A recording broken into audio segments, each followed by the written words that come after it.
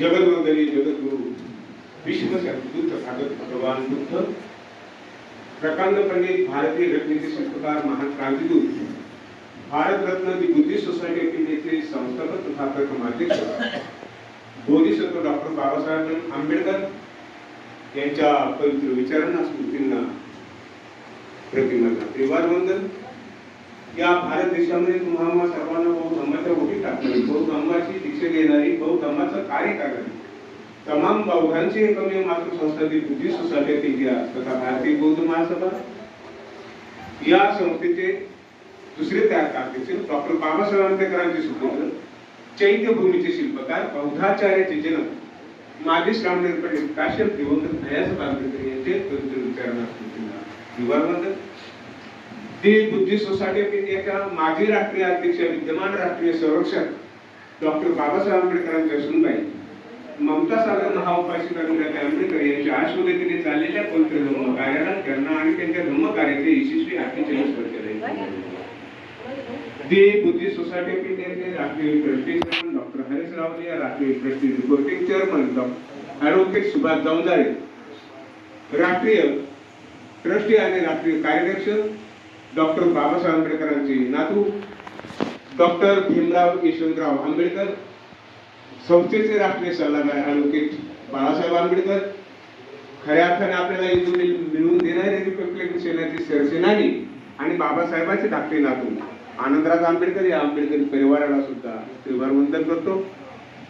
The Buddhist Society of India तथा भारतीय बौद्ध महासभा महाराष्ट्राची राजधानी असलेली मुंबई आणि ह्या मुंबईमध्ये आयोजित वर्षवास प्रवचन मालिका आणि या प्रवचन मालिकेला खऱ्या अर्थाने ज्या मुंबई प्रदेशचे अधिकारी आहेत ते मुंबई प्रदेशचे प्रचार प्रकल्प विभाग तानाजी साबळे, प्रदीप कांबळे चैत्यभूमी व्यवस्थापक, त्याच्यानंतर गांगुरू सादर गांगुडे हिशोब तपासणी, अनिल पवारकर कार्यालयीन सचिव, संतोष मटकर संस्कार सचिव, दिलीप लिहिणार संस्कार, सुनील बनसोडे आणि महादेव गायकवाड पर्यटन प्रचार प्रसार, रवींद्र इंगळे, विलास कांबळे संरक्षण, संघटक संजय काकडे, अशोक जाधव, आयुष्यमान बबन तायडे, विलास खाडे, देवानंद लोखंडे, येलबाई गोडेराव, अर्जुन जाधव, आयुष्यमानी चंद्रताई निलेश कासले, आयुष्यमानी छाया बनसोडे, त्याच्यानंतर सारिका जिमुंगे हे सगळे आणि त्याचबरोबर खऱ्या अर्थाने ह्या संपूर्ण मुंबईची धुरा सांभाळणारे सरसेनानी आदरणीय आमचे बडेकर साहेब उपस्थित.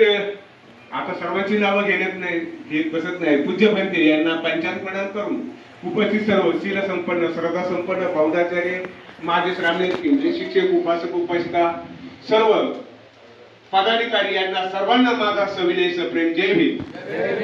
धन्यवाद. बंधू आणि भगिनी, वर्षवास प्रवचन मालिका ही सतत दरवर्षी हिचा आदर्श घेऊन संपूर्ण महाराष्ट्रात नव्हे संपूर्ण देशामध्ये ही वर्षवास प्रवचन मालिका राबत असते. केंद्रीय प्रशिक्षण विभागाच्या वतीने याचे विषय ठरवले जातात आणि याची सुसूत्रता जो विषय इथे असतो तो संपूर्ण महाराष्ट्रात असतो अशा प्रकारची सुसूत्रता केंद्रीय प्रशिक्षण विभागाच्या वतीने विषय देऊन केलेली असते. आणि म्हणून आज खऱ्या अर्थाने आपण या वर्षवासाचं पवित्र पर्व, उपोषकाचं पवित्र पर्व आपण पाळत असतो. बौद्धांचा हा एक प्रकारचा हा पवित्र पर्वाचा एक प्रकारचा सणच आहे. आणि म्हणून आजच्या ह्या प्रवचन मालिकेमध्ये माझा विषय तुम्हाला सांगितलं काय, बौद्ध धर्माचा संतांवर पडलेला प्रभाव. The Buddhist Society of India ही धार्मिक संस्था आहे. या जगामध्ये भारतामध्ये बौद्ध धर्म दीक्षा घेण्यासाठी मी तर म्हणतो 1954 साली बाबासाहेबांनी दी बुद्धिस्ट सोसायटी ऑफ इंडिया स्थापन केली, निर्माण केली, 55 रजिस्ट्रेशन केलं. आणि या संस्थेचं पहिलं कार्य 1954 साली दी बुद्धिस्ट सोसायटी ऑफ इंडियाचं पहिलं कार्य धार्मिक काम रुजवण्यासाठी ते म्हणजे 25 डिसेंबर 1954 देहू रोडला पहिली मूर्ती प्रतिष्ठापना हे संस्थेचं पहिलं कार्य.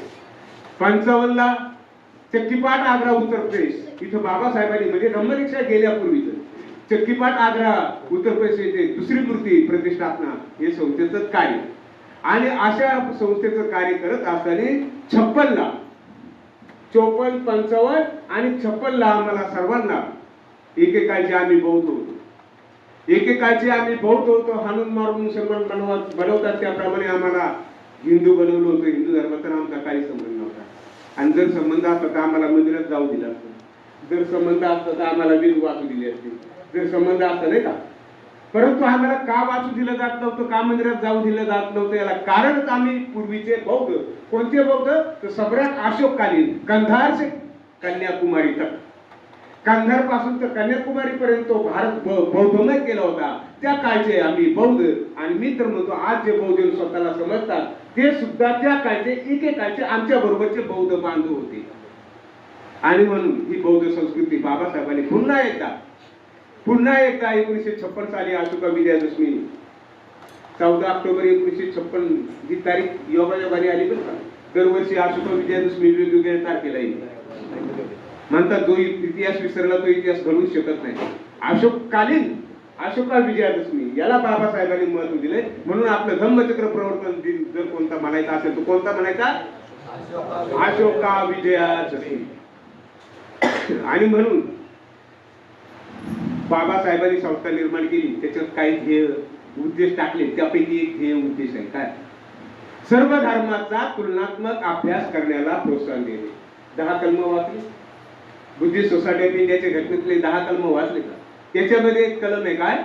सर्व धर्माचा तुलनात्मक अभ्यास करण्याला प्रोत्साहन देणे. सर्व धर्म नाही तर संस्था बौद्ध.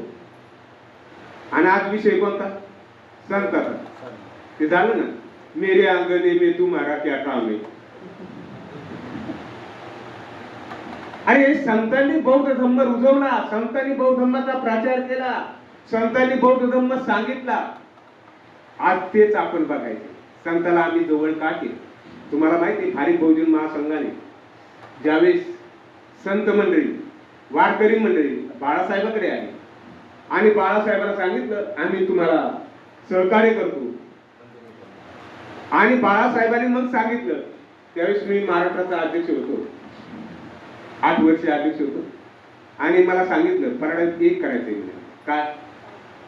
तुमच्या धम्म परिषदेमध्ये एक विषय वाढवायचा आहे. कोणता? जो आज सांगणार आहे. बाळासाहेबांनी सांगितलं बौद्ध धर्माचा संतांवर प्रभाव किंवा संत साहित्यावर बौद्ध धर्माचा प्रभाव. आणि संपूर्ण महाराष्ट्रामध्ये त्या विषयाने रान उठवलं. खरोखर संत मंडळी अगदी आपल्या ह्या प्रचारामध्ये येऊ लागली. संत मंडळी आपल्या या कार्यक्रमामध्ये येऊ लागली. आणि त्यामुळे हे नातं, हे रक्ताचं नातं, हे धार्मिक नातं, हे बौद्ध धर्माचं नातं आपण संतांबरोबर टिकून ठेवलेले, जे संतांनी जोपासलं.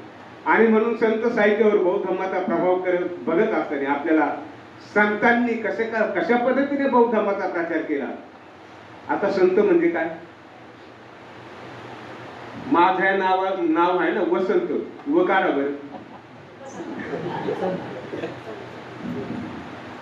काय आहे संत? संत म्हणजे जो जीवनात शांत झाला तो संत. जीवनात शांत म्हणजे मेला गेला नाही बरं. विकार नष्ट करून.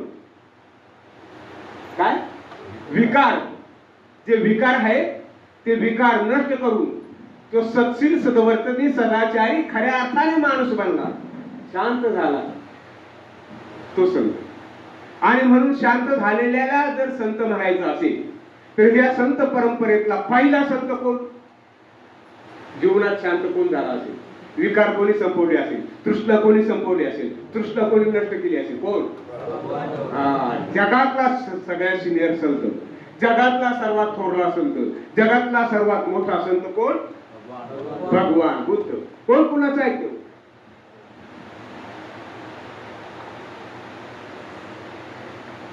कोण कुणाचं ऐकतोय? सिनियर, थोरला, मोठा हा शब्द प्रयोग करतोय मी जाणीवपूर्वक. जगातला नव्हत्या, भारतातला नाही. कोण कुणाचं ऐकतात? मोठ्याचे छोटे ऐकतात, थोरल्याचे धाकटे ऐकतात, सिनियरचे ज्युनियर ऐकतात. मग मी थोरला का म्हणतो? तर भगवान बुद्धाच्या नंतर 563 वर्षांनी येशू ख्रिस्त जन्माला आलेला आहे. म्हणजे येशू ख्रिस्ताला भगवान बुद्ध 563 वर्षांनी थोरला आहे, मोठा आहे, सिनियर आहे. येशू ख्रिस्ताच्या नंतर 571 वर्षांनी मोहम्मद पैगंबर जन्माला आलेला आहे. म्हणजे मोहम्मद पैगंबराला भगवान बुद्ध जवळजवळ 1100 वर्षांनी थोरला आहे, मोठा आहे, सिनियर आहे. आणि शंकराचार्य तू तर कालच्या 7व्या 8व्या. मग जगात सिनियर संस्कृती आहे बरं का, फार अभिमान असला पाहिजे आपल्या संस्कृतीचा. जगात थोरला सर्वात मोठा सर्वात सिनियर कोण? भगवान बुद्ध. कोण कोणाचं ऐकतंय? मोठ्याचे छोटे ऐकतात, थोरल्याचे धाकटे ऐकतात, सिनियरचे ज्युनियर ऐकतात. या सगळ्यांनी कुणाचं ऐकलं? कुणाचं ऐकलं असेल? त्यांच्यासाठी काय ठेवलंय का? बुद्धाने 84,000 मानवी उद्धाराचे स्कंद, मानवी विकासाचे स्कंद, मानवी कल्याणाचे स्कंद शोधून काढले नाही का? काय शोधले? मानवी विकास डोळ्यासमोर ठेवला आहे. माणूस हा समाजप्रिय प्राणी आहे ना, समाजाशिवाय जगू शकत नाही. आणि म्हणून बुद्ध म्हणतात, हे माणसा तू जन्माला आलाय, तुझ्या जन्माचा हेतू काय? कोणी विचार केला का मी कशाला जन्म घेतला ते? हे माणसा तू जीवन जगतोय, तुझ्या जीवन जगण्याचा हेतू काय? याचा विचार कोणी केला? ज्याला जन्माचा हेतू कळला, ज्याला जीवन जगण्याचा हेतू कळला, त्याने जीवनाचा अर्थ सिद्ध केला, तो सिद्धार्थ ठरला त्याची आपण. आणि म्हणून जगण्याचा हेतू सिद्ध करण्यासाठी खऱ्या अर्थाने आदर्श ज्यांनी घालून दिला ते भगवान बुद्ध सिनियर संत. आणि मग भगवान बुद्धाच्या नंतर ज्यांनी भगवान बुद्धाचा वारसा घेतला, त्यांच्या कार्याचा वारसा घेतला, त्यांच्या तत्वाचा वारसा घेतला, त्यांच्या उपदेशाचा वारसा घेतला, ते भगवान बुद्धाचे आणि भगवान बुद्धाचे काय उपासक झाले, भिक्षू झाले, श्रामदेव झाले आणि राजे झाले. इथला इतिहास फार मोठा आहे आणि तो विषय पण आहे आपल्याला पुढे जाऊ. म्हणतात तिथे या देशामध्ये 150 वर्ष इंग्रजांनी राज्य केलं. म्हणतात तिथे या देशामध्ये किती 600 वर्ष मुसलमानांनी राज्य केलं. पण हे नाही सांगत की या देशामध्ये 1200 वर्ष कुणी राज्य केलं? बौद्ध धर्माने राज्य केलं.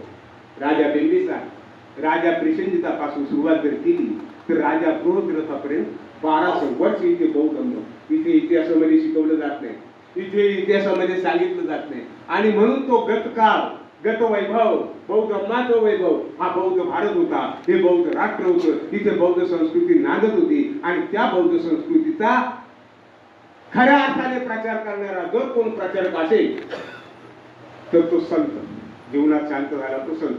आणि म्हणून संत साहित्यावर किंवा संतांवर भगवान बुद्धाचा प्रभाव हा आपण बघणार आहोत.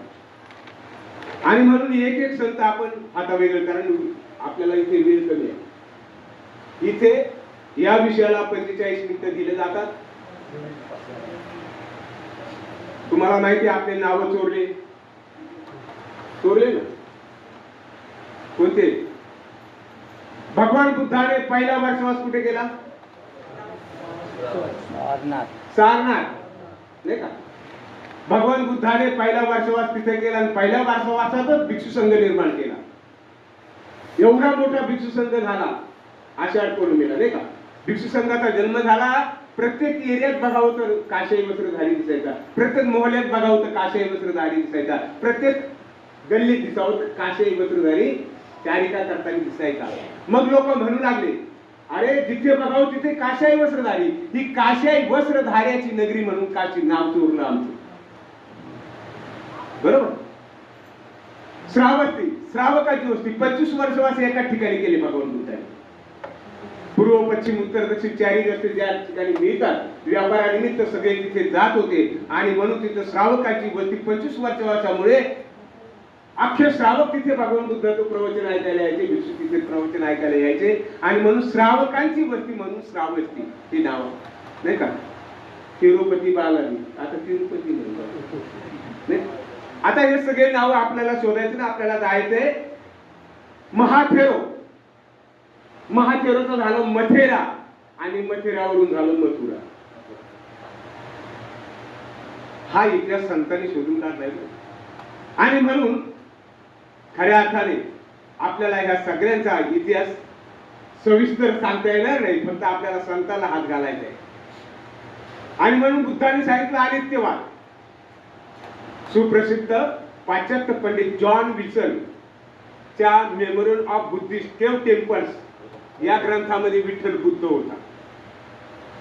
या ग्रंथामध्ये ते सांगतात विठ्ठल हा बुद्ध होता आणि म्हणून भगवान बुद्धाचा अनित्यवाद, नित्य असं काहीच नाही, सर्व बदलत आहे, सर्व परिवर्तनवादी आहे, नाही का? हे पहिल्यांदा जर कोणी सांगितलं असेल तर भगवान बुद्धाने अनित्यवादाला सांगितलं. आणि म्हणून बाबासाहेबांनी सुद्धा संताला गुरु मानले ना. आपल्या जीवनात किती गुरु मानले बाबासाहेबांनी? बोधिसत्वाने 3. पहिला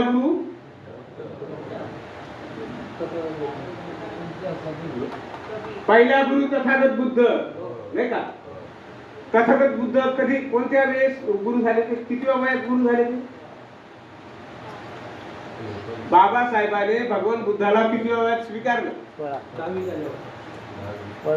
10वी पास झाले, एसएससी पास झाले, मॅट्रिक पास झाले. आणि आपल्या समाजात पहिला मॅट्रिक पास होणारा विद्यार्थी म्हणून त्याचं सत्कार समाजाने ठेवला. रामदेव बाबा नको नको म्हणत असताना सत्काराचं आयोजन केलं आणि त्या सत्कारामध्ये गुरु केश करुणजीने तुमचं चरित्र दान दिलं, वाचलं आणि बाबासाहेबाला भगवान बुद्ध भावला. आणि बाबासाहेबांनी ठरवलं आपल्या अख्ख्या आयुष्याचा, जीवनाचा, समाजाला उद्धारासाठी जर कोणाचा पर्याय असेल तो म्हणजे एकमेव पर्याय म्हणजे भगवान बुद्ध. आणि म्हणून बाबासाहेब पहिला गुरु बुद्ध, दुसरा गुरु कबीर, संत कबीर. कारण का? कबीर घराणे होतं त्यांचं. रामजी बाबाचे 2 भाऊ बळवंतराव, आनंदराव कबीर पंथामध्ये साधू होऊन निघून गेले होते की ज्या बळवंतरावाने माता भीमाई बरोबर असताना, नाही का, तिला आशीर्वाद दिला, पुत्रवती भव.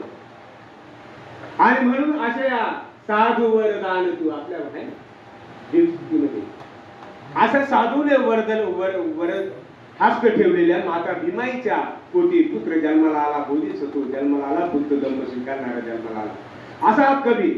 आणि तिसरा गुरु महात्मा ज्योतिबा फुले. गाडगे महाराज, गाडगे महाराजाला स्वीकारलं कबीर, फुले आणि बुद्ध शिले. आणि अशा प्रकारे म्हणून कबीराच्या बाबतीत जर बघितलं आपण संतांच्या, नाही का, भूमिकेत त्यांनी बुद्धाला कसं स्वीकारलं. आणि म्हणून अनित्यवाद सांगत असताना संत कबीर म्हणतात क्या मागो कुछ स्थिर नाही रहाई. काय स्थिर आहेत का? त्यांच्या भाषेमध्ये, दोह्यामध्ये म्हणतात क्या मागो कुछ स्थिर नाही रहाई. भगवान बुद्ध म्हणतात अनिच्छा वत्ता संस्कारा उपलवय उपजित्वा आणि निजंती तेस उपसम सुख. सर्व संस्कार अनित्य आहे. आणि म्हणून संत कबीर म्हणतात सुन्नई सुन्न मिले समदर्दी पवन रूपी होई जीवे मिली. खऱ्या अर्थाने सिंहदीपस्थ पदक आनंद कोण होता? सिंहदीप म्हणजे कोणतं? भारतामध्ये भारताला पूर्वी कोणत्या नावाने ओळखलं जायचं?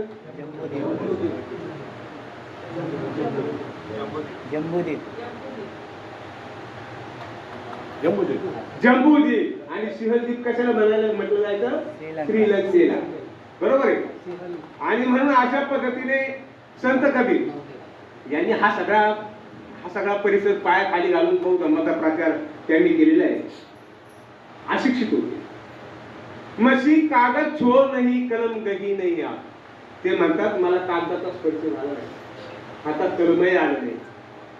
चारी जुगको महतम मुखही जनाई बा. असा संत कबीर. त्यांचा शिष्य भगवान दास होता. 9 लाख शिष्य वर्ग होता. संत कबीराचा सर्वात मोठा 9 लाख शिष्य वर्ग होता. त्यांचे ग्रंथ, कबीराचे ग्रंथ बीजर, शब्द, साखी, रमणी, किती ग्रंथ वाचले मी? 4 झाले ना. एवढे ग्रंथ होते. आणि 75 ग्रंथ प्रकाशित झालेले. संत कबीराला सुद्धा मात्र या लोकांनी दूषित केलेले नाही. परंतु आपल्याला संत कबीराला बुद्धाच्या उत्तरज्ञानातून शोधायचे. आणि खरा संत हा बौद्ध होता हे आपल्याला. त्यांनी पर्यटन केलं. पंढरपूर, सर्व भारत, बगदाद, मकरंद, बुखारे इत्यादी. सकल जन्म शिवपुरी गवैया मरती बार मघरी उठी धाईया. काय बोलला? सकल जन्म कुठे टाकला? वाराणसीला होते ना ते. हा. आणि मरता वेळेस वाराणसीला म्हणतात काशीला मेल्यानंतर पूर्ण स्वर्ग मिळतो. मैताच्या गाड्या येतात बरं का वाराणसीला. कारण काशीमध्ये त्याचा अंत्यविधी केला का त्याला स्वर्गात जागा भेटली. पण त्यावेळी तो मरताना म्हटला, माझा जन्म झाला त्या ठिकाणी माझी समाधी मला तिथे न्यायचं आहे. त्याचं जन्मगाव कोणतं? मगरगाव, जिल्हा बस्ती, युपी. आणि म्हणून मरता क्षणी ते कुठे गेलेले आहे? मगर गावाला. पूर्ण जन्म जरी तो काशीला असला परंतु मरता क्षणी तो कुठे? मला काशीला नाही मारायचं, मगर मध्ये मेलेला आहे. संवत 1575 कियो मगर को मौन. मौन मध्ये काय मृत्यू कधी झाला? संवत 1575. आणि जन्म कधी आहे? ज्येष्ठ पौर्णिमा संवत किती? 1455. आता हे लक्षात घ्या, 1455 ला ज्येष्ठ पौर्णिमेला जन्म, 1575 ला वारला. म्हणजे किती वर्ष जगला असेल संत कवी? 120 वर्ष परिपूर्ण जीवन जगलाय. आणि म्हणून आता महाराष्ट्रात येऊ संत कबीर, कारण थोडक्यात घेतो संत मी.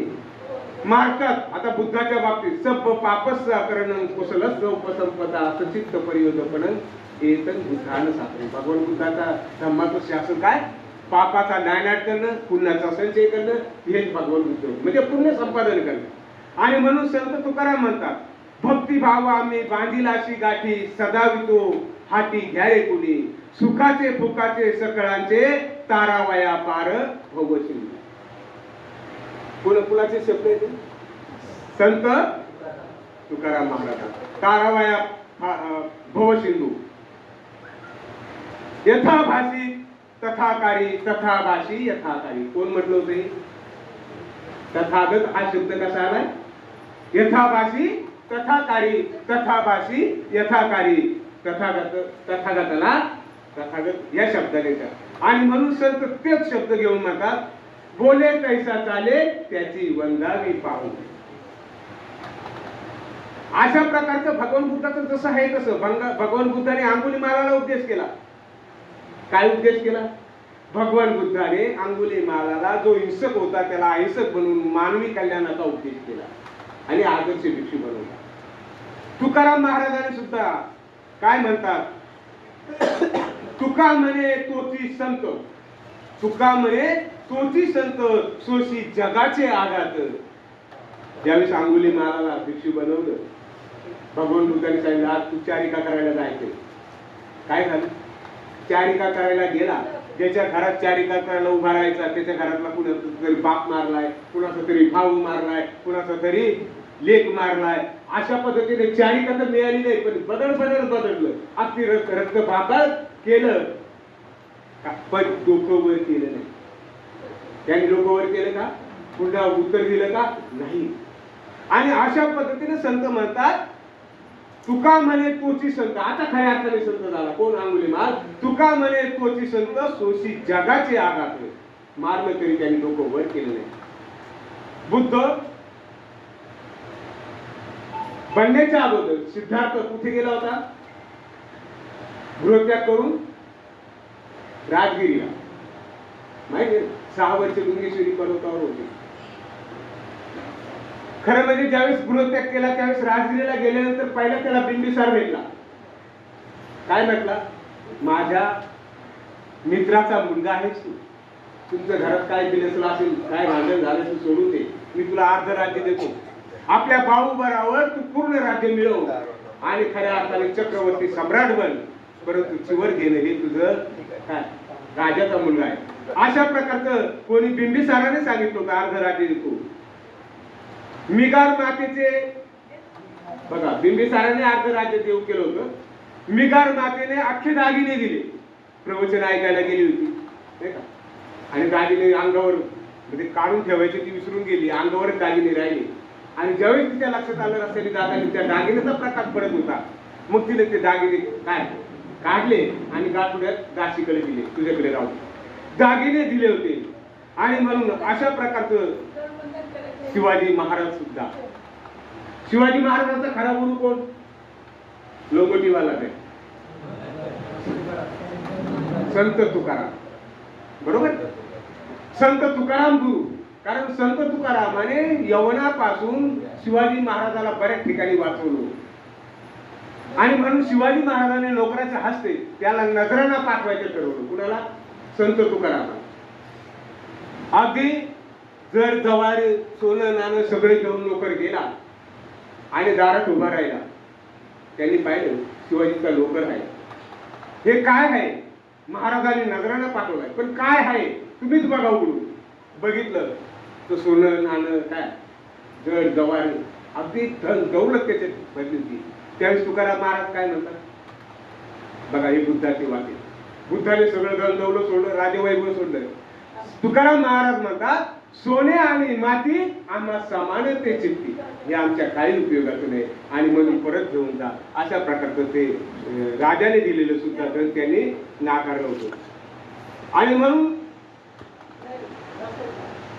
भक्तिभाव आम्ही बांधला अशी गाठी सदावितो हाती घ्यारे कुणी सुखाचे फुकाचे सकळांचे तारावया पार भवसिंधू खोटे कुडे नाही घात पात करी शुद्ध चित्त तुका म्हणे आमचं चित्त हे समाज कार्यासाठी असतं. शुद्ध चित्त मला मात्र दूषित करू नका, या सोन्याने मला लालची बनवू नका, अशा प्रकारचं तुकाराम महाराजांनी सांगितलं. भगवान बुद्धाने सांगितलं उत्पत्ती स्थिती लय, नाही का, कारणाशिवाय काहीच होत नाही. आणि म्हणून तरुवर बीजापोटी बीज तरुवर शेवटी पैसे आम्हा झाले एकाएकी समावली. कारणाशिवाय जन्मही नाही, कारणाशिवाय जगणे नाही, कारणाशिवाय मरणे नाही, बीजाशिवाय उत्पत्ती नाही. आणि म्हणून असं बघताने तुकाराम महाराजांनी अगदी गाथा म्हटलेली. काय रुपये दिले होते, पैसा दिला होता, धन दिलं होतं, पण ते नाकारलं. पण ते काय म्हणतात? रूप पाहता लोचनी सुख झाले ओ साधे. आता ते संत म्हणतात रुपये पाहता लोचनी सुख झाले ओ साधे. परंतु संत तुकाराम काय म्हणतात? रूप पाहता लोचनी सुख झाले ओ साधने. काय बनलं रूप? माणसाचं शरीर नाम आणि रूपाने बनलेले. नाम म्हणजे रूप, वेदना, संज्ञा, संस्कार आणि विज्ञान या पंचस्कंदाला नाम म्हणतात. त्यालाच आपण मन म्हणू. आणि रूप म्हणजे आप, तेज, पृथ्वी, वायू 4 घटकाने बनलेलं शरीर याला रूप म्हणतात. म्हणून संत काय म्हणतात? ज्यावेळेस ध्यान धारणा करतात त्यावेळेस म्हणतात रूप पाहता लोचनी. मी ज्यावेळेस शरीरात घुसलो, मी ज्यावेळेस शरीराचं संशोधन केलं त्यावेळेस मला कळलं रूप पाहता लोचनी सुख झाले ओ साधनी. तुळशी हार गळा काशे पितांबर. काय म्हणतात? तुळशी हार गळा काशे पितांबर. काशाई वस्त्रधारी. तो कोण आहे? तो काशाई वस्त्रधारी. आणि तुळशी हार गळा. तुळशी हार, हार म्हणजे काय? माळ. माळ किती महिन्याची असते? वारकरी घालतात ना माळ, बरोबर. 107 का नको? 109 का नको? 108 का? तरी 108 प्रकारच्या कृष्ण आहेत. माळ एक एक मणी मोजून किंवा राम राम म्हणून कृष्णा नष्ट होणार नाही. ते 108 कृष्णावर तुम्हाला काय करावा लागेल? पहारा ठेवावा लागेल. 108 कृष्ण संपवावं लागते. आणि म्हणून मला आठवतंय हरेगावला परिषद होती आणि सगळे साखर सम्राट त्या परिषदेला आले होते. मोठमोठं दान देऊ काही साहेब आम्ही होतो. त्यावेळेस सगळे साखर सम्राट बसलेले होते. त्यांना म्हणलो तुमच्या गळ्यात काय हो? म्हणे माळ आहे. कशाची आहे? तर म्हणजे तुमची आहे. मला माहिती म्हणतो. किती मणी आहे? म्हणजे 108. म्हणलं 109 का नाही? 107 का नाही? कुणाला माहित आहे का? काही सांगता. म्हणून मी सांगितलं तर चालेल का? त्यावेळेस 108 मण्याचा विग्रह करून सांगितले होते. कशा प्रकारचे ते 108 मणी आहे? कशा प्रकारचे एक कृष्ण आहे? काम कृष्णा, भव कृष्णा, विभव कृष्णा. प्रमुख कृष्णा किती आहे? बरोबर. या 6 इंद्रियाने कृष्ण कुठून तयार होतात? कृष्णाचा उगम कुठून होतो? डोळ्यातून रूप तृष्णा, कानातून शब्द तृष्णा, नाकातून गंध तृष्णा, जिभेतून रस तृष्णा, त्वचातून स्पर्श तृष्णा आणि मनातून विचार तृष्णा. दार कोणते? हे 6 दार आहे. या 6 तृष्णा या कामतृष्णेमध्ये असतात. ह्या 6 तृष्णा ह्या भवतृष्णेमध्ये असतात. ह्या 6 तृष्णा विभव तृष्णेमध्ये असतात. किती आल्या? साहित्रिक 18 तृष्णा लौकिक तृष्णेमध्ये असतात आणि 18 तृष्णा आध्यात्मिक तृष्णेमध्ये असतात. किती आल्या? 36. ह्या 36 तृष्णा आम्हाला भूतकाळात सतवत होत्या. नाही आपल्याला आली श्रामनेर व्हावं, शिबिरात बसावं, नाही का? जसं गाडी ओढणाऱ्या बैलाच्या पाठीमागे गाडीचा चाक लागलेला असला, ते भिकारांच्या पाठीमागे लागलेला असतात, त्या भिकार नष्ट करण्यासाठी काय करावं याचं शहाणपणच नाही आलं. ज्यावेळेस आम्ही शिबिरात बसलो त्यावेळेस कळलं. ह्या 36 तृष्णा भूतकाळात सतवत होत्या. ह्या 36 तृष्णा वर्तमान काळात सतवतात आणि जर आम्हाला अजूनही शहाणपण आलं नाही तर भविष्य काळ काय आपल्या बापाचा आहे. ह्या 36 तृष्णा आमच्या गाडी चाक जसं बैलाच्या पाठीमागे लागतंय, माणसाची सावली कशी त्याच्या पाठीमाग लागते, तसं या 36 तृष्णा भविष्य काळात सुद्धा तुम्हाला सोडणार नाही. किती आहे? 36 36 36 झाले का? हा, हे 108 प्रकारच्या तृष्णा या तुम्हाला नष्ट करावे लागतील आणि ह्या तृष्णा नष्ट केल्याशिवाय तुम्हाला खऱ्या अर्थाने निब्बाण मार्ग भेटणार नाही, निर्वाण मार्ग भेटणार नाही. आणि म्हणून संत तुकाराम मानतात, शरीर दुःखाचे कोठार, शरीर रोगाचे भांडार, शरीर दुर्गंधीची धार, नाही अपवित्र शरीर आयशे, शरीर विटाळाचे जाळे, माया मोह पाश जाळे, जने सुखाचे दिले घेतल्याचे अंत काळी नाही कोणी, झाल्या हिने शक्ती नाक डोळे गळती, सोडून जाती रांडा पोळे. अशा प्रकारे संतांनी सांगितलं. आणि मग सांगत यथाभाषी तथाकारी, तथाभाषी यथाकारी, याप्रमाणे बुद्धाला स्वीकारल्याशिवाय तुमचा पर्याय होणार नाही, असा संतांनी उपदेश केला.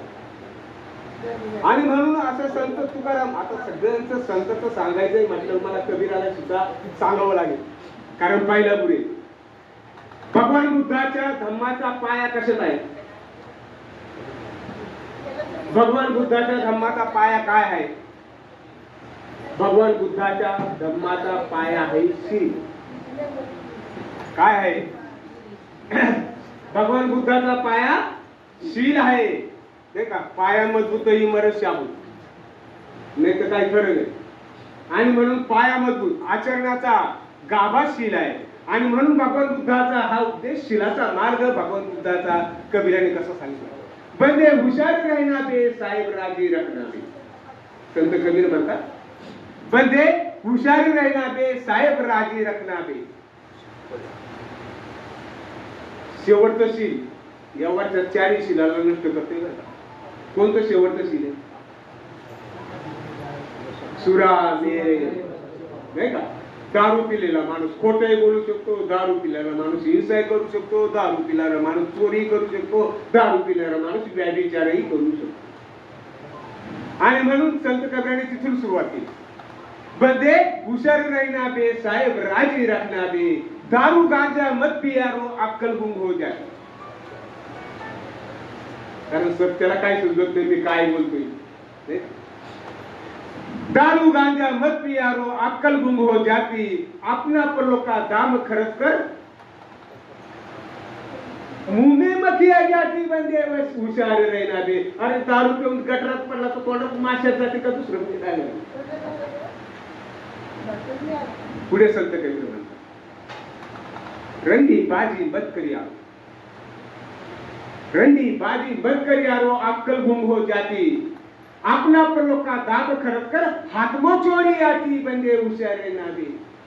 करून करून किती दिवस करशील, बेट्या पकडला जातील त्यावेळी तू बेइज्जत होती. सिद्धार्थाने गृहत्याग करू नये म्हणून उदयनीच्या सल्ल्याने सिद्धार्थाला रममान करण्यासाठी अंतःपुर भरलं होतं. काय केलं होतं?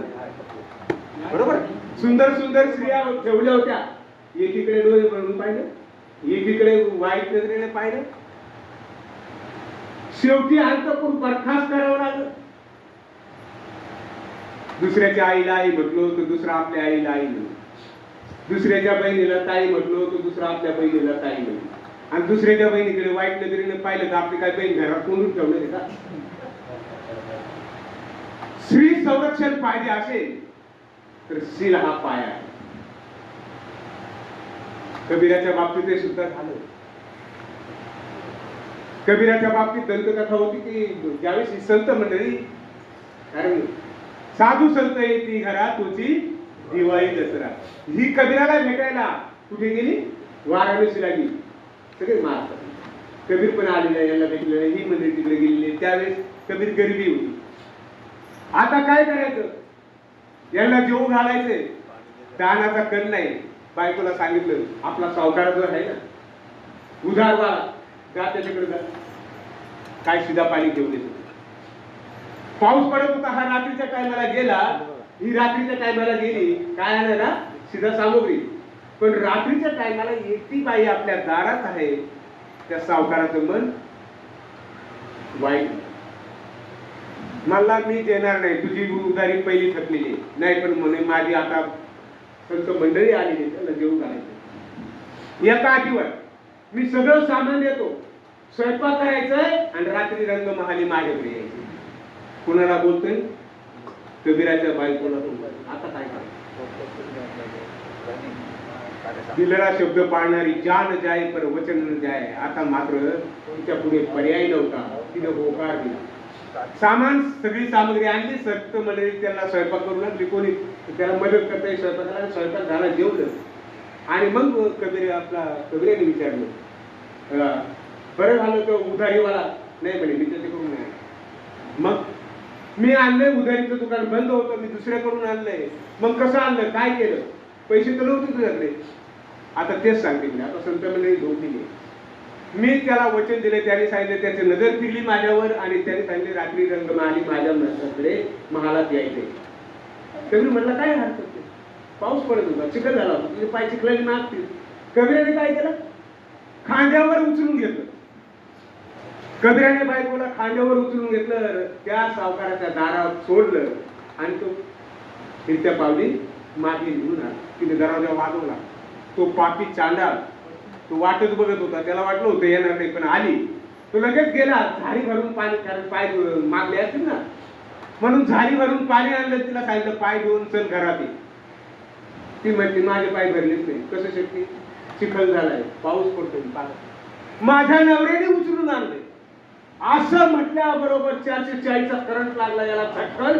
असा पश्चाताप झाला, मी काय करत होतो, एका महापुरुषाच्या पत्नीला बरबाद करत होतो. पश्चाताप झाला, कसा धावला तसा पायाचा. हा शिलाचा विजय असतो, हा शिलाचा विजय असतो. आणि म्हणून संत म्हणतात काय, जुवाबाजी. आता तिच्यापेक्षा भयानक, एक टायमाला दारू पिणारा माणूस फुलटू झाला, तो आटेवून निघून जाईल नाही का. पण जुगारी माणूस नाही द्या, जर का त्याचा पेमेंट झाला असेल आणि तो जर का क्लब मध्ये घुसला, तो वरच्या खिशातलं संपलं का त्या खिशात हात घालील, त्या खिशातलं संपलं का खालच्या खिशात हात घालील, असं संपलं का गळ्याला हात घालील, काय सोनं ते संपलं का अंगठीला हात घालील नाही का. आणि तेही संपल्यावर बायकोले हात घालील. जुगारी माणसं कोणी घातला होता आज? बरोबर की महाभारत. काय आदर्श घ्यायचा?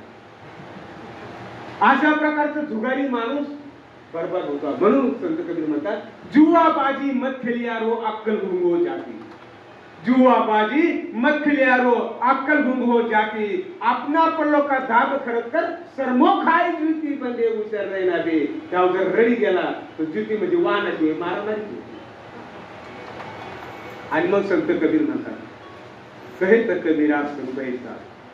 अरे तुमच्या कल्याणाचं सांगतोय रे, देवीच्या देठापासून ओरडून सांगतोय, तुमचा फायदा आहे. कहे तर कबीरा सुनभाई साधू अक्कल शिकाऊ कित्ता.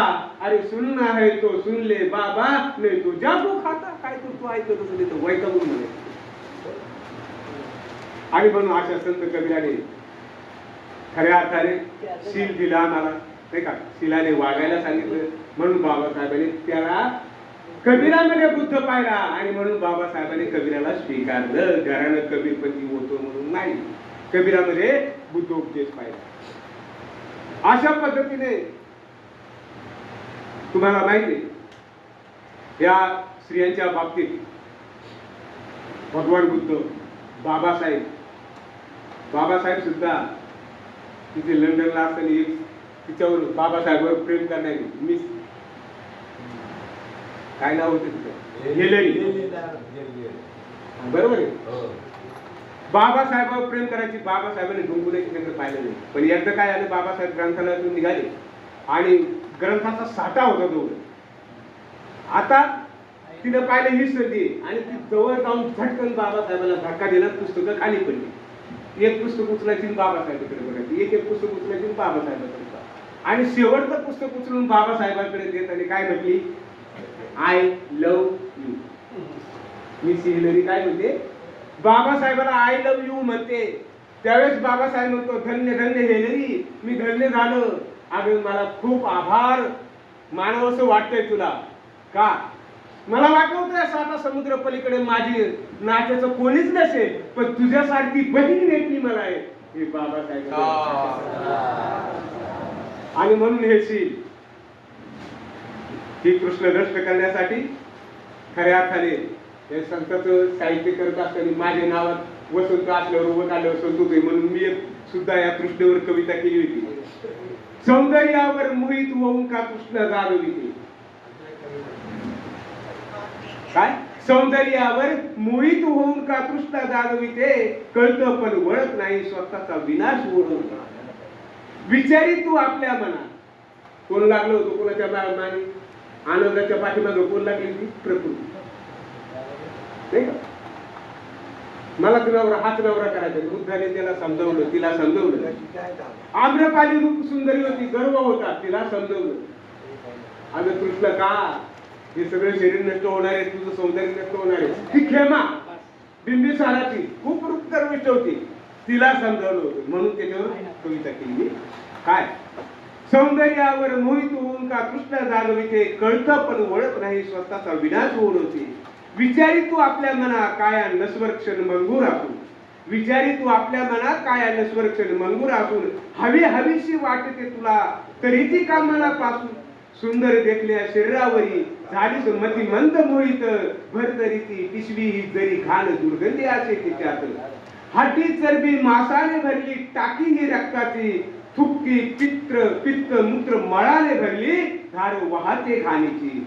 सौंदर्याने भरलेल्या शरीरात कुठे आहे मधु सुगंध. सदा वाहतो 9 दरवाज्यातून घाणीचाच दुर्गंध. ज्यावर होतीस तू मोहित काय आहे ती नश्वर. ज्यावर होतीस तू मोहित काय आहे ती क्षणभंगुर. जरा मरणयुक्त नाही कोठे ती स्थिर. व्यथा गर्व नको कायचा, व्यथा गर्व नको कायचा. उपाशिका तू घे धडा, कर घाणीचं सोनं माणुसकीनं. जीव हा पाण्याचा ग बुडबुडा, जीव हा पाण्याचा ग बुडबुडा. खऱ्या अर्थाने भगवान बुद्धाने या संतांनी सुद्धा त्याला काय ठिकाण्यावर आणलं. आणि म्हणून 24 वेगळा सहस्र आगळा, विठोबा सावळा बुद्ध माझा. काय म्हणतात तुकाराम महाराज? 24 वेगळा सहस्र आगळा, विठोबा सावळा बुद्ध माझा. नाही गदा चक्र नाही शस्त्र हाती, आईशीची मूर्ती बुद्ध माझा. समहस्त पाद सम्यकाची दृष्टी, मंगलाची सृष्टी बुद्ध माझा. आता चोखा काय म्हणतात? कायाही वाऊगी जातसे वाया, कायाही वाऊगी जातसे वाया. आता देवराया काय करू, मुख ते चांगले तेही जाये वाया. न सुचे उपाय काय करू, चोखा म्हणे सारे जातील वाया. अरे देवराया काय करू. का? संत तुकाराम बुद्धच का म्हणतात त्या पंढरपूरच्या विठ्ठलाला? 25 डिसेंबर 1964 साली बुद्ध मूर्ती बसवली. कुठे? बाबासाहेबांनी 25 डिसेंबर 1964 साला देहू रोडला केलेलं भाषण आहे बाबासाहेबांनी. महाराष्ट्र गव्हर्नमेंटने आपले काय म्हणतात? बाबासाहेब म्हणतात की ते पंढरपूरचं जे मंदिर आहे ते मंदिर नसून बुद्धाचं विहार आहे. काय? पंढरपूरचं मंदिर नसून बुद्धाचं विहार आहे. आणि ती मूर्ती पांडुरंगाची नसून भगवान बुद्धाची आहे. हे मी पुराव्याने सिद्ध करीन. हे बाबासाहेबांचं वाक्य. आता बाबासाहेबांना दे कमी पडली, नाही तर बाबासाहेबांनी हे सगळं सांगितलं असतं.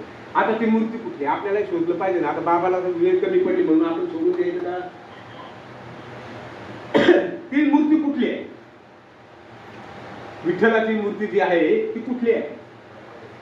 कमरेवर हात ठेवलेली मूर्ती. अजिंठाला गेलात का तुम्ही? अजिंठा लेणीमध्ये भगवान बुद्धाची कमरेवर हात ठेवलेली मूर्ती आहे, ती मूर्ती आहे. बरोबर. महाराष्ट्रामध्ये भगवान बुद्धाला तिघांनी आणलं, 3 भिक्षूंनी आणलं. पहिला भिक्षू ठाणे जिल्ह्याचा पूर्ण, त्याने नाला सोपाऱ्याला भगवान बुद्धाला आणलं. म्हणून कोणती घारापुरी लेणी, हे सगळं कानेरी लेणी, हा सगळा परिसर बुद्धाच्या पदस्पर्शाने पावन झालेली भूमी आहे. दुसरा भिक्षू कोण? बाबरी, तो होता सोलापूरचा. आणि पंढरपूर कोणत्या जिल्ह्यात येतं? बरोबर. बाबरीनं पंढरपुरामध्ये भगवान बुद्धाला आणलेले, म्हणजे पंढरपूरमध्ये सोलापूरमध्ये सुद्धा भगवान बुद्धाचा पदस्पर्श झालेला. तिसरा भिक्षू कोण? सागर, नागपूरवाला. बरोबर ना? त्याने भगवान बुद्धाला नागपूरमध्ये आणलेले. नागपूरमध्ये आणलं म्हणजे कसं, भगवान बुद्ध श्रीलंकेला गेले होते. श्रीलंकेतून परताना ज्यावेळेस ते चंद्रपूरमध्ये आले त्यावेळेस नागपूरमध्ये येतात आले. तिथे अंगुली माला सारखा क्रूर माणूस होता आंबतिक. तिथे अंगुली माला सारखा क्रूर माणूस होता आंबतिक नागपूरमध्ये. आणि म्हणून भगवान बुद्ध त्याच्याकडे जातील, तो अपमान करील. आणि म्हणून भगवान बुद्धाला समजवण्यासाठी सागर तिथे गेला. भगवान बुद्धाला सांगितलं नागपूरमध्ये जाऊ नका. त्याला फरिंद्रपूर म्हणायचे पूर्वीच्या काळात. तिकडे जाऊ नका, अंबतिक नाव होतं. पण भगवान बुद्ध अंगुली मालाच्या टायमाला कोणाचं ऐकलं नाही, याचं ऐकलं. भगवान बुद्ध निम्या रस्त्यावर चालत आले होते. मग भगवान बुद्धाचं महती मात्र त्यांनी जाऊन सांगितली होती. कुणाला? सागरला, आपला आंबेडकराला. तर भगवान बुद्ध असे कोण बुद्ध आहेत आणि जगाने त्याला स्वीकारलेलं आहे. त्याची महती सांगितल्यामुळे अशा महापुरुषाचं दर्शन होईल, फार बरं होईल. आणि नेमकं भगवान बुद्ध तिकडे येत होते आंबेडकर ठिकाणी. त्याचं 1 महिना आजादी ते केलं. नागपूरमध्ये भगवान बुद्ध 1 महिना मुक्कामाला होते. बाबासाहेबांनी धम्मदीक्षेसाठी नागपूर भूमीच का निवडली, त्याचं हा एक पॉईंट आहे. कारण भगवान बुद्धाच्या पदस्पर्शाने पावन झालेली 1 महिना थांबले होते. कोणी थांबवलं होतं? आंबट तिथे. मग भगवान बुद्धाने सांगितलं ते आंबट तिथे काढा. अरे या 2 झरण्याचे, या डोंगराचं पाणी, हे झरणे मोठमोठे वाहून येतात, ते पाणी फुकट जातं. याचे बंधारा बांधा, शेतीला उपयोगी पाणी, नगराला उपयोगी पाणी. आंबट ठिकाणी भगवान बुद्धाचं ते म्हणणं ऐकलं आणि आंबाझाडी तलाव हे जर कुणाची देण असेल तर भगवान बुद्धाची देण आहे. भगवान बुद्धाच्या सांगण्यामुळे आंबट ठिकाणी आंबाझाडी तलाव बांधला. आणि म्हणून इथल्या महानगरपालिकेने तिथे विवेकानंदाचा पुतळा उभारायचं ठरवलं होतं. पण आपल्या लोकांनी मात्र पुरातत्व विभागाचा हा आधार घेऊन सांगितलंय, तिथल्या महानगरपालिकेला सांगितलंय 1 महिना बुद्ध इथे मुक्कामाला होते. बुद्धाचा पदस्पर्श बुद्धाच्या म्हणण्याप्रमाणे त्या आंबेच्या ठिकाणी हा आंबाझरी तलाव बांधलाय. म्हणून हुसेन सागर तलावासारखी इथे सुद्धा भगवान बुद्धाची मूर्ती झाली पाहिजे असा आपल्या लोकांचा आग्रह आहे. आता हा सगळा अभ्यास करावा लागतो. अख्खा भारत पादाक्रांत त्यांनी केला, परदेशापर्यंत भगवान बुद्धाचा नाही का 1,80 कोटी लोक बौद्ध आहेत. आपले किती लोक आहेत बौद्ध? 1,80 कोटी बौद्ध आहेत.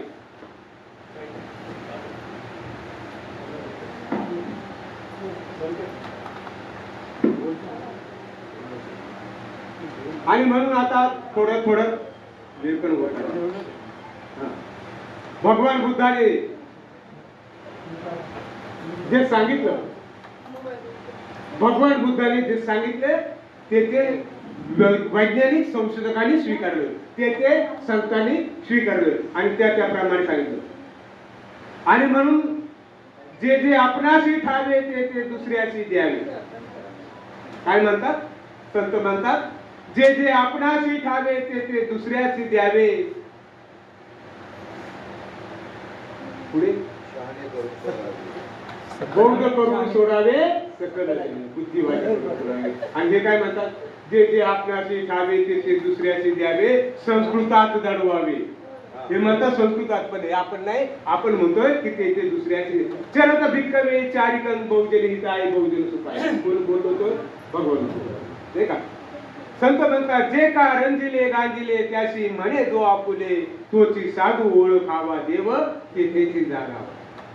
म्हणून बाबासाहेबांनी कबीर पंथाला गुरु मानलं होतं. कबीर पंथाने सुद्धा भगवान बुद्धाचं तत्व सांगितलं होतं. आणि खऱ्या अर्थाने 1455 साल गए चंद्रवास एक ठाय ठये जेठ सुती बरसात को पूर्ण मासी प्रगट भये. असे 120 वर्ष जगलेले आमचे संत कबीर काय म्हणतात. संत कबीराला एक दूषित केले. संत कबीराचा गुरु कोण सांगितला.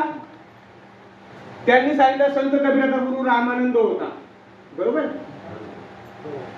संत कबीराचा गुरु रामानंद होता. पण आपण म्हणतो बाप दाखवलं श्राद्ध. रामानंद हा संत कबीराच्या काळातला असला पाहिजे तर त्याचा गुरु होऊ शकेल. बरोबर आहे की नाही. त्याच्या काळातला नसेल तर कसा काय गुरु होईल. मग यांनी शक्कल लढवली. रामानंद कसा गुरु झाला. रामानंद ब्राह्मण. हा कोण मुसलमान. मुसलमानाला शिक्षे करतेच आहे ब्राह्मण नाही. मग म्हणे आमच्या संत कबीरांनी शक्कल लढवली. बघा स्टोऱ्या अशा तयार केल्या. कधी चरित्र दूषित केले. त्यांनी शक्कल लढवली की रामानंदाचा शिष्यासह भिक्षू संत मेळा हा आंघोळ करण्यासाठी गंगा घाटावर येतो. पहाटेच येतो. मग आपण लपून बसूया. म्हणून आमचा कबीर म्हणे लपून बसला. आणि तिकडून संत कबीर आपला मेळा घेऊन येत होता. पुढे आपला रामानंद मेळा घेऊन येत होता. आणि अंधारात दिसलं पायाला काहीतरी अडचण हलपला होता ना. आणि म्हणून मोठ्याने म्हटला तेच लागली. मोठ्याने म्हटला हे राम. तसं आमच्या कबीरांनी म्हणले ते पाय पकडले. तू माझा गुरु मी तुझा शिष्य झालं. एवढं बुद्ध होता ना तसं. एका राम नामाने लगेच त्याला प्रश्न आता आमचा हा आहे की त्याच्या पायाला खरंच तो अडखळला होता का. आणि तो जर मुसलमान होता त्याने शिष्य केला होता का आपण बघू. आता रामानंदाचा मृत्यू आहे 1425. किती मृत्यू. मी आता जन्माचं सगळं त्याचं सांगत नाही. रामानुजाचार्याचा हा रामानंद श्रुती प्रामाण्य होता 5वा. त्याचा 1356 ला जन्म होता आणि मृत्यू होता 1426. रामानंदाचा जन्म किती होता 1356 आणि मृत्यू 1426. रामानंद 70 वर्ष झाला. आता तुमच्या काही लक्षात चालू करायचं 1426 म्हणजे कबीराचा गुरुही नव्हता झाला. कबीराला भेटलाही नव्हता. त्याच्या अगोदर जन्मही नव्हता झाला. त्याच्या अगोदर 1426 ला मेलाय. तर पायाला आड काढणारा गुरु होण्याचा संबंधच झाला. म्हणून म्हणतोय बाप दाखवण्याचं श्राद्ध करतो. 1426 आणि कबीराचा जन्म कधी 1455. ज्येष्ठ पौर्णिमा 1455 म्हणजे किती वर्ष अगोदर मेलाय तो. आणि म्हणून हे सगळं खोटं ह्या दंतकथा तयार करून खऱ्या अर्थाने रामानंद आपला कबीराचा गुरु कोण होता आपल्याला शोधायला पाहिजे. आपल्या लेखकांनी चांगली पुस्तकं दिली आणि ते पुस्तकं शोधले पाहिजे. त्यांची पुस्तकं नका वापरू. आमच्या लेखकांनी सांगितले की कबीराचा गुरु कोण होता तर सिंहन दीपस्थ भदंत आनंद. 4 आर्य सत्याचा प्रचार करण्यासाठी श्रीलंकेवरून भिक्षू आनंद हा काशी क्षेत्र मध्ये कशाचं काशी वस्त्र धारेची नगरी धम्मचक्र प्रवर्तनाची नगरी नाही का. आणि म्हणून काशी क्षेत्रामध्ये कोण आला सिंहदीपस्थ भदंत आनंद 4 आर्य सत्याचा प्रचार करण्यासाठी आला. त्यावेळेस कबीर तिथे होता. कबीर काशीमध्ये होता आणि कबीरांनी पाहिलं सज्जन को सज्जन मिला तो हो गई दो बात. सज्जन लोक सज्जनाची संगत धरत असतात आणि म्हणून त्यांनी पाहिलं अरे हा सिंहदीपस्थ भदंत आलं होतं. भगवान बुद्धाचा उपदेश किती चांगल्या प्रकारे करतोय. आणि म्हणून जाऊन त्याचे पाय धरले. त्याला वंदन केलं आणि त्यांनी सांगितलं मला सुद्धा भगवान बुद्धाच्या काही गाथा माहीत आहेत परंतु तुम्ही अगदी खोलात जाऊन भगवान बुद्धाच्या धर्माचा प्रचार करताय. मला शिष्य म्हणून स्वीकारा. तुम्ही माझे कुणाला म्हटला सिंहदीपस्थ भदंत आनंद. त्याला त्या लोकांनी रामानंद. तो रामानंद नाही तर कोण रामानंद सिंहदीपस्थ भदंत आनंद हा भिक्षू भगवान आपला कबीराचा गुरु होता. आणि म्हणून भगवान बुद्धाने कबीर काय सांगत होता भगवान बुद्धाचं धम्मपद सांगत. न तावता धम्म धरो यावता बहुभासती यो चाकंपी सुत्वान धम्म काय पसती. हे धम्मपद पोथी पडी जगमुवा. हे का भगवान बुद्धाची गाथा त्यांनी कशी सांगितली. भगवान बुद्ध म्हणतात नुसतं पुस्तकं वाचल्याने धम्मधर होत नाही. नुसतं जास्त भारी प्रवचन दिल्याने धम्मधर होत नाही. काय तर तो कसं ना न तावता धम्मधरो यावता बहुभासती. यो तापत्य सुतवानं धम्म कायेन, जो कायेन धम्म आचरण करतो तोच खरा बुद्धिस्ट असू शकतो. आणि म्हणून तेच पाली भाषे संत कबीर त्यांच्या भाषेमध्ये सांगतात, पाली पोथी पडी पडी जगमुवा. खूप पोथ्या पडल्या, खूप पोथ्या वाचल्या. पोथी पडी पडी जगमुवा, पंडित भुवन कोय, ढाई अक्षर प्रेम का पडे सोपन. अशा पद्धतीने आमच्या कबीराने धम्माचा प्रचार केलेला आहे. आणि हे करत असताना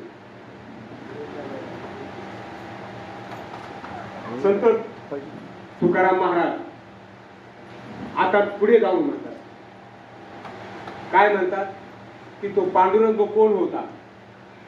धर्म लोपला धर्म झाला येन तू काशी. संत कबीराचे अभंग. धर्म लोपला अधर्म झाला येन तू पाहशी, या लागे बौद्ध रूपे पंढरी ना. आता काय, कारण त्यांना माहिती इनडायरेक्ट सुद्धा यांना समजत नाही हा बुद्ध आहे. यांना आता डायरेक्टच सांगितलं पाहिजे. लोक देखून उन्मत दाराने आसक्त. किती दार आहे तो? आसक्ती कुठून तयार होते, कृष्ण कुठून तयार होते. आता सांगितलं ना, 6 दार, डोळे, कान, नाक, जीभ, त्वचा. लोक देखून उन्मत दाराने आसक्त, न बोले बौद्ध रूप ठेविले.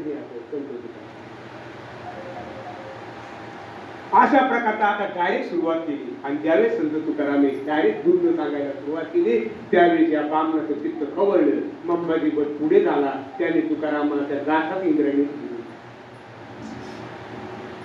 बरोबर तुकारामाच्या गाथा. कारण आता हा बुद्ध बनायला लागला, बुद्ध सांगायला लागला. त्यांना बुद्ध दाखायचा होता, बुद्धाचा प्रचार होऊ द्यायचा नव्हता, बुद्धाला घालवायचं होतं.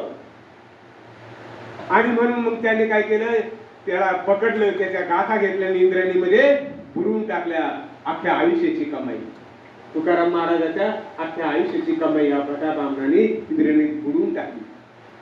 म्हातारा उपोषणाला बसला. आता करायचं काय? माझे सगळे अभंग गाथाने बुडवल्या. त्याने अन्न पाणी सोडलं. त्या झाडाखाली बसला इंद्रायणी नदीच्या काठी. मग गाथा पेरल्या का? गाथा परत म्हणतात पाण्यातून वर आले होते. गाथा तरल्या नाही. कागद कधी परत वर येत नाही, विरुद्ध जातो. त्याचा रायटर होता जगणारे.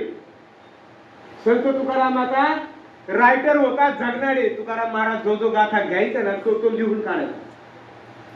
म्हणजे लिखापडीचं काम कुणी केले? जगणाऱ्याने केले. सगळ्याच्या सगळ्या गाथा लिहून काढल्या होत्या. त्या जगणाऱ्यापुढे प्रश्न पडला, आता हे म्हातारं जगलं पाहिजे, कारण हे जगलं तर बुद्ध करेल लोकांना. आणि म्हणून त्यांनी ठरवलं, आता रायटर असल्यामुळे सगळ्याच्या सगळ्या गाथा पाठ असल्यामुळे त्यांनी परत लिहायला सुरुवात. सगळ्या गाथा लिहिल्या. जगणारे या संतांनी परत सगळ्या गाथा लिहिल्या. आणि मग ते तुम्हाला माहिती लाकडाच्या फळीवर ठेवतात ते. हा, त्याप्रमाणे फळी घेतली, लाकूड घेतलं, त्याच्यावर त्या गाथा ठेवल्या, त्या लाल कपड्यात बांधल्या. आणि जशा होत्या ना गाथा बुडवल्या, तशाच त्यांनी जाऊन त्या इंद्रायणी, आता त्यांनी तर डोळे दाखवून घेतले होते तुकाराम महाराजांनी. त्याने इंद्रायणीच्या पाण्यामध्ये सोडल्या आणि मोठ्याने घोषणा केली, तुकाराम महाराजांचा विजय असो. तुकाराम महाराज अहो देवाची करणी. आणि गाथा पाण्यात तरल्या, हो तरल्या, डोळे खोला महाराज, तुमच्या गाथा पाण्यातून बाहेर आल्या. आणि ज्यावेळी तुकाराम महाराजांनी पाहिलं तर जसच्या तसं त्या गाथा त्या फळीवर तरंगलेल्या होत्या. त्या तरंगलेल्या नव्हत्या, कुणी त्या जगणारे रायटरने पुन्हा लिहून गाथा दाखवल्या होत्या. म्हणजे सांगायचं, नामदेव महाराज असेल, तुकाराम महाराज असेल, चोखामेळा असेल, या सगळ्यांनी संतांनी काही नाही काय सांगितलं, बुद्ध सांगितलं. फक्त ओळखायला आमची बुद्धी तेवढी सक्षम पाहिजे, समजायला आमची बुद्धी तेवढी सक्षम पाहिजे. त्या सगळ्या संतांनी संत जीवनात शांत झाले. अशा या संतांनी आसक्ती संपवली, कृष्णा संपवली.